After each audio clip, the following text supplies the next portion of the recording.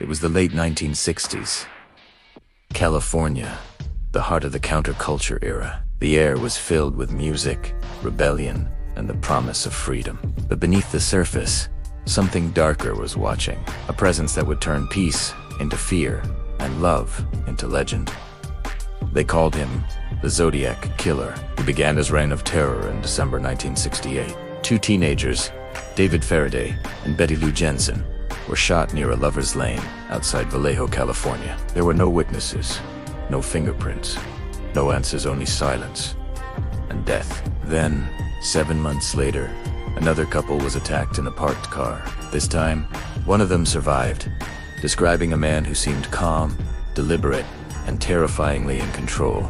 The world might never have connected the crimes until the letters began.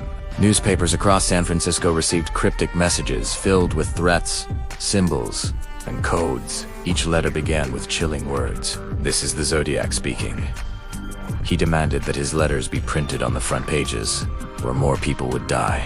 The Zodiac wasn't just a killer.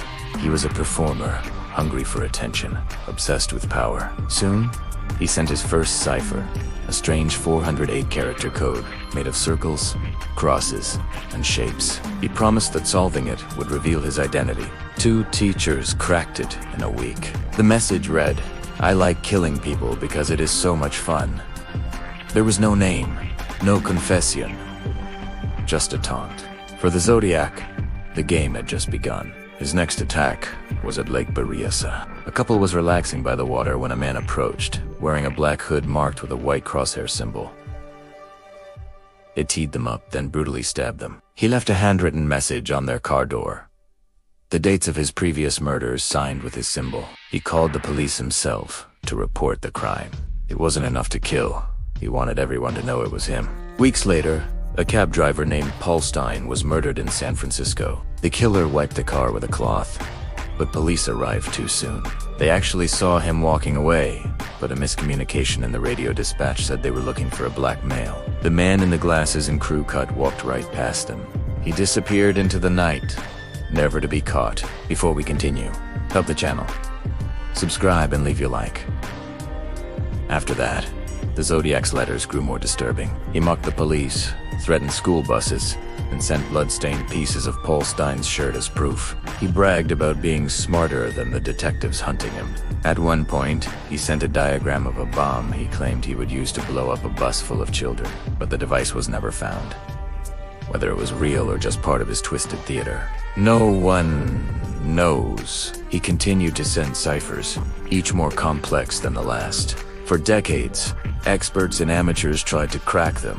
It wasn't until 2020 that one of the remaining codes, the 340 cipher, was finally solved by a group of cryptologists. It read, "I hope you are having lots of fun trying to catch me. I am not afraid of the gas chamber."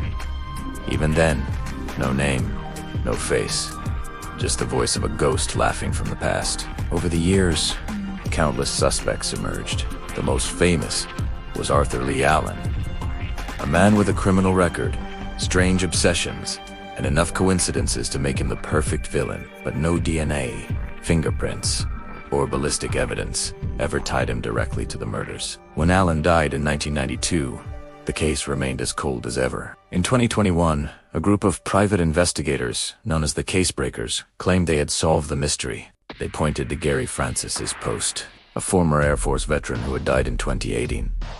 They said the scars on his forehead matched sketches of the Zodiac, and his handwriting was similar. But the FBI quietly stated that the case was still open, and that the evidence was far from conclusive.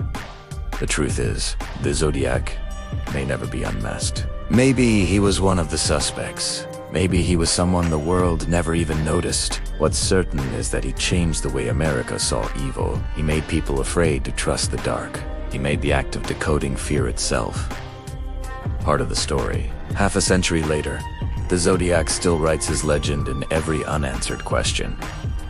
Who was he? Why did he stop? And is he still out there somewhere, smiling behind the code? Thank you for watching Cold Case 5 Minutes. Subscribe and leave your like. Don't forget to turn on notifications. Stay curious, and remember, Every mystery deserves to be remembered.